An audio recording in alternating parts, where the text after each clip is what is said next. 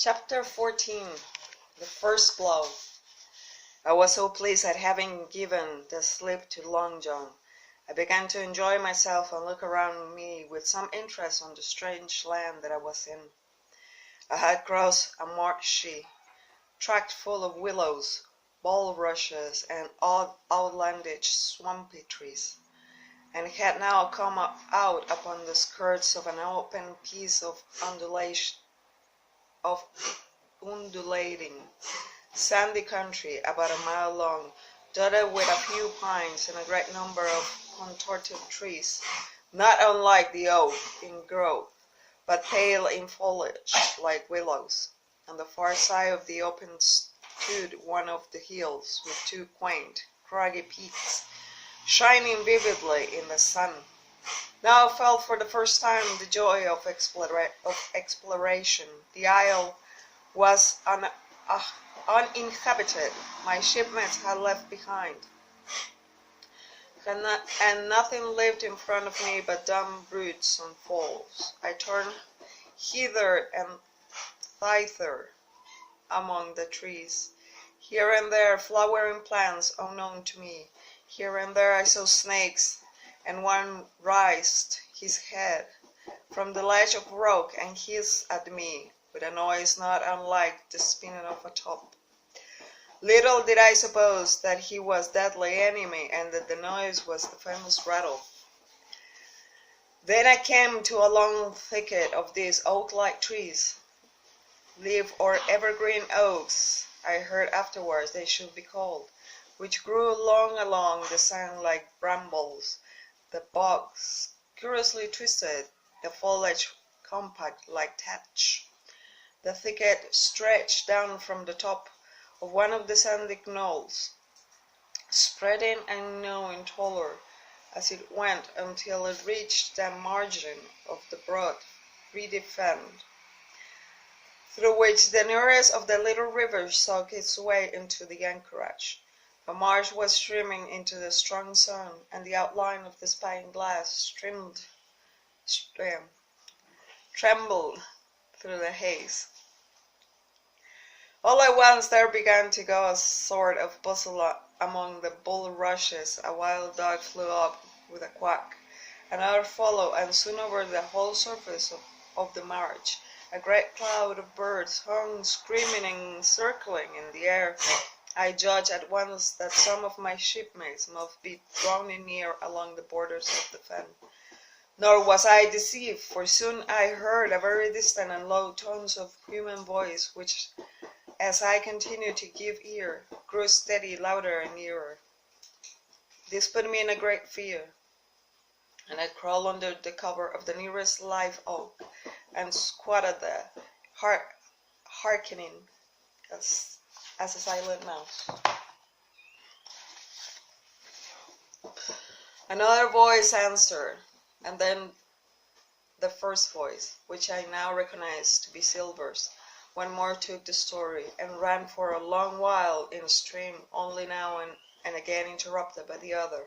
By the most sound they must have been talking earnestly and almost fiercely, but no distinct word came to my hearing.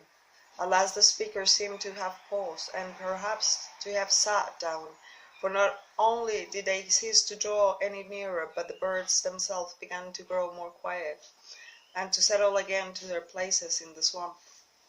And now I began to feel that I was neglecting my business, that since I had been so foolhardy as to come ashore with these desperadoes, the least I could do was to overhear them at their councils, and that my plain and obvious duty was to draw as close as I could manage under the favorable ambush of the crouching trees.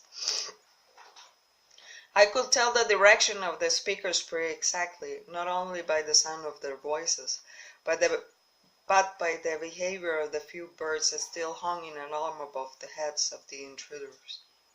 Crawling on all fours, I made steady but slowly towards them, till at last, raising my head to an aperture among the leaves, I could see clear down a little green dell beside the marsh. and closely set about with trees, where Long John Silver and another of the crew stood face to face in conversation. The sun beat full upon them. Silver had thrown his head beside him on the ground, and his great smooth blond face, all shining with heat, was lifted to the other man's in a kind of appeal. "Mate," he said. He was saying, "Mate," he was saying, "it's because I think's gold dust of you, gold dust, and you may lay to that. If I hadn't took to you like pitch, do you think I'll have been here a warming of you? All sup you can't make nor mend. It's to save your neck that I'm a speaking, and if one of the wild uns knew it, where'll you be? Where'll I be, Tom? Now tell me, where you'll I be?" "Silver," said the other man, and I observed he was not only red in face, but spoke hoarse as a crow, and his voice shook too, like a taut rope. "Silver," says he, "you're old, and you're honest, or has the name for it, and you've money too, which lots of poor sailors hasn't, and you're brave, or I mistook. And will you tell me you'll let yourself be led away with that kind of a mess of swabs? Not you. As sure as God sees me, I'll sooner lose my hand if I turn again my duty." And then all of a sudden he was interrupted by the noise. I had found one of the honest hands. Well, here, at the same moment, came news of another. Far away out in the marsh, there arose, all of a sudden, a sound like a cry of anger, then another on the back of it, and then one horrid, long-drawn scream. The rocks of the spyglass re-echoed it score of times. The whole troop of March birds rose again, darkening haven with a simultaneous whir, and long after that death yell was still ringing in my brain, silence had reestablished its empire, and only the rustle of the redescending birds and the boom of the distant surges disturbed the languor of the afternoon. Tom had leaped at the sound like a horse at the sport, but Silver had not winked an eye. He stood where he was, wrestling lightly on his crutch, watching his companion like a snake about to spring. "John," said the sailor, stretching out his hand. "Hands off!" cried Silver, leaping back a yard, as it seemed to me, with the speed and security of a trained gymnast. "Hands off, if you like, John Silver," said the other. "It's the black conscience that can make you fear of me. But in heaven's name, tell me, what was that?" "That," returned Silver, smiling away, but warier than ever, his eye a mere pinpoint in his big face, but gleaming like a crumb of glass. "That, oh, I reckon I'll be Allen." And at this poor Tom flashed out like a hero. "Allen!" he cried, the rest he saw of true seamen.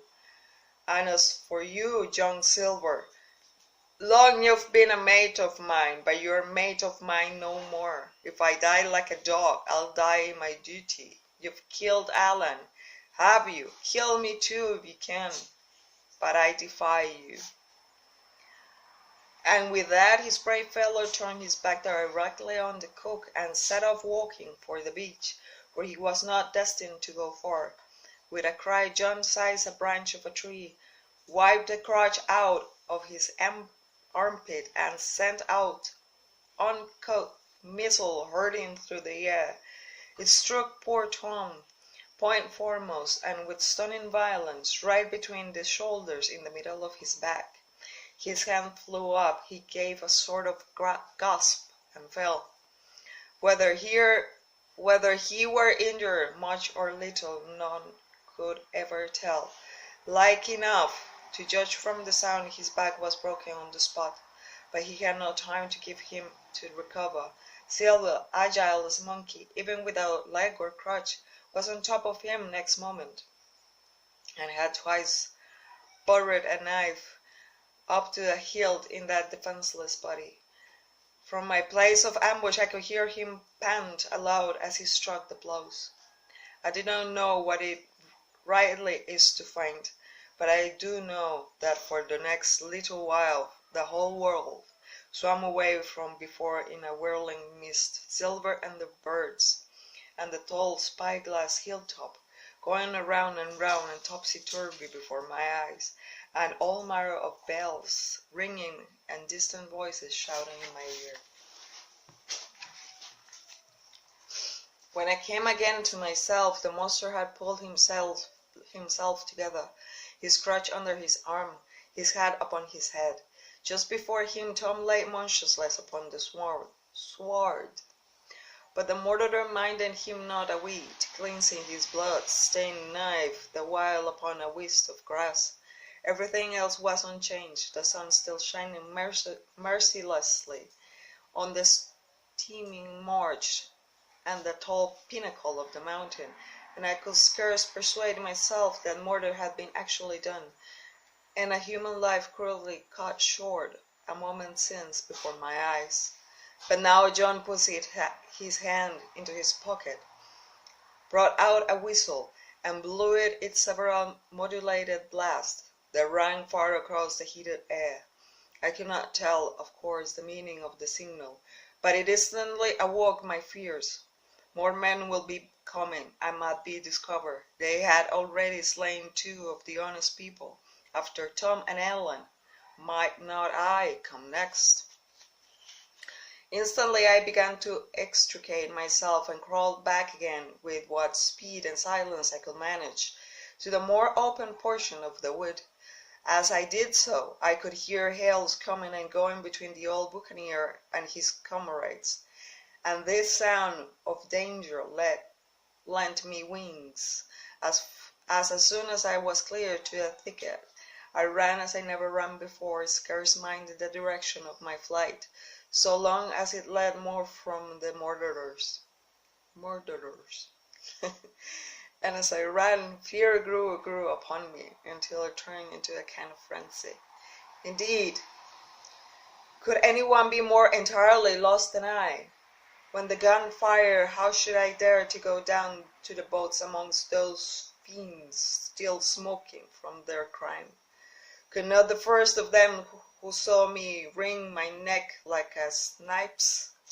Would not my absence itself be an evidence to them of my alarm, and therefore of my fatal knowledge? It was all over, I thought. Goodbye to the Española, goodbye to the squire, the doctor, and the captain. There was nothing left for me but death by starvation, or death by the hands of the mutineers.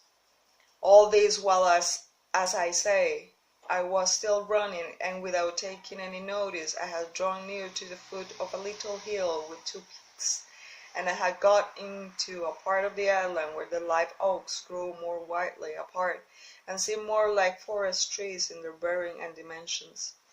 Mingled with this were a few scattered pines, some 50, some nearer 70 feet high. The air, too, smelled more freshy than down beside the marsh. And here a fresh alarm brought me to a standstill with a thumping heart.